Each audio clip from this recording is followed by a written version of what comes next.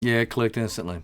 I had a musical idea. He had a lyrical idea in a spiral notebook, and we just put it together. And I think within like 20 or 30 minutes, we had this song. It turned out to be the first song on the Killin album called Straight from the Factory. We didn't really know we were doing something that different. We were just doing it our way. We were hoping it would do good, but I think we got like 5 number ones off that first album. We were just thrilled to get one. Killing Time's release gave us all a career, really. I mean, we'd been doing okay in Houston, and I had a pretty good recording career going on there, but no, you always really just want to have a band. You want the same faces and just some guys that really work well together. What we used to say, it's 50% player, 50% person. I don't care if you're the best player in the world.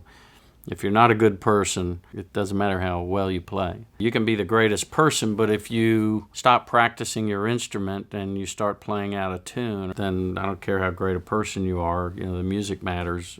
When you live together on the road, you become like brothers. The guys that are all still here, they kept up their instruments. They've gotten better with time. They continually work on their sound, their tone, as well as keeping their chops up. We are celebrating the 25th anniversary of the release of Killin' Time. We've gone in and re-recorded some of the stuff, tried to bring some new, fresh life to it. To revisit the songs that we've done in the past, it's pretty special because we're doing them a little bit different. More of an acoustic arrangement. And so we get to approach the songs a little different. We played a big, huge outdoor show, and it was all college students, and we were flabbergasted because they knew like every lyric to every song, and most of these kids were just being born around that time. To be a part of this for 25 years, it's a milestone. You're right up there with the Rolling Stones and ZZ Top. It's something that I think we're all really proud of. The songs really pretty much mean the same thing to me. They have grown and developed somewhat, and we just try to play them with heart every night. And if we feel something a little bit different, nobody's afraid to throw something in there. It keeps it interesting for all of us. Playing the songs 25 years ago, and the crowd is going nuts. Playing the songs today in a different format, and the crowd is just very appreciative. They get standing ovations again, and you can tell that they're really enjoying the personal approach to the old songs. There's nostalgia now. There wasn't, of course, then, and you get away from your own stuff, and then I remember I hadn't listened to that record in a long time. We play songs in the show, but I haven't actually listened to the CD, and I listened to the whole thing, and it brought back a lot of memories, and it was like looking through a photo album.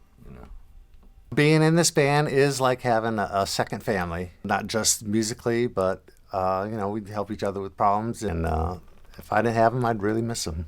I've seen my parents passing away. I've seen the birth of my children. I've seen Hayden's parents pass away. I've seen the birth of his children, and Clint and his family, and Jake and his family.